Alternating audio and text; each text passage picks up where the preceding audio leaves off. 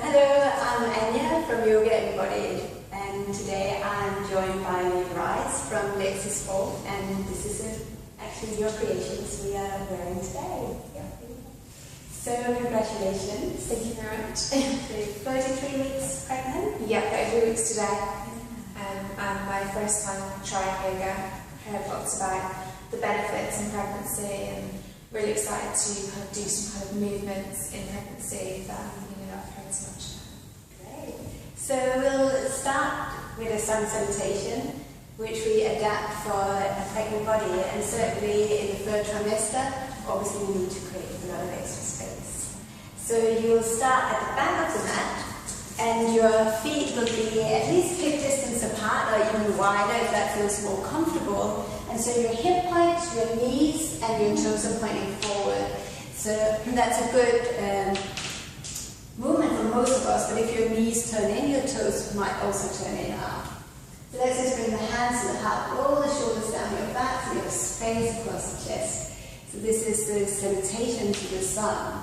So we will be nice and open for that. So go ahead and press your feet firmly to the earth, and you can extend your arms towards the sky, palms together, shoulder distance apart.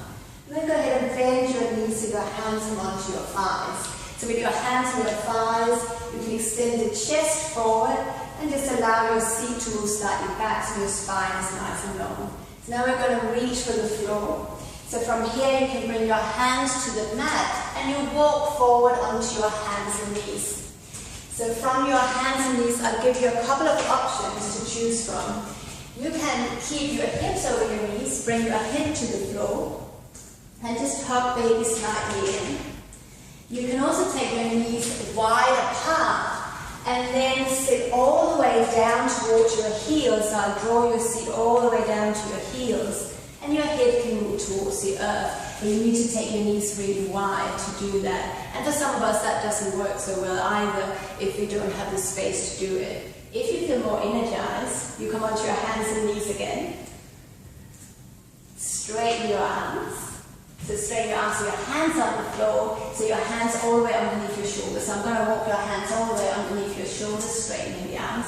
You can come into a downward dog where you tuck the toes under. So we'll come all the way to this downward dog. So tucking the toes under, lifting the knees and stretch the hips back. So bending the knees a little bit, or a lot even, and lift the hips high. I want you to take your hands much wider so you have space for your chest and bend the knees again. How's that? Quite strong? Yeah. Downward dog during pregnancy or even first downward dog, not so easy. You bring your knees to the floor and get well done. Step your right foot to the outside of the right hand. So we'll have to slide the foot all the way to the outside. I'll mirror you, taking the foot all the way forward. You can grab the ball of your foot to step it forward. So finding space. So there we go. Yeah. Take your hands to your thigh. Lift the chest all the way up. Wonderful. Take your hands to your hips and stretch your arms to the sky. So if arms above the hip doesn't work, you just keep your hands onto your hips. Yeah. So let's bring the hands all the way back down again. Come down to your hands and knees. So again, your three options. Keep your hips over your knees, hip to the floor. Come into a child's pose. Or come into a downward facing dog with your knees bent. So whichever variation that just feels perfect in your body right now. And so even this shape might feel quite nice as well to just release tension in the pelvis. And so when you're ready, come back to your hands and knees really. And so we'll take the left foot to the outside of the left hand. You can slide the foot all the way around, catch it if you need to. And then lift the chest all the way up. Bring your hands to your hips so your hips are stable, and you press that left foot firmly in. Either stay here, extend your arms all the way up towards the sky. Really nice. So we'll create space, and maybe we can expand across the chest even more. The heart lifts. Go ahead and bring your hands to the floor. Take your left knee back onto the mat, so you have your hands and knees. So now we'll do the transition to come up to standing. So to do that, we'll tuck the toes under, and we'll walk the hands to the knees to lift the knees.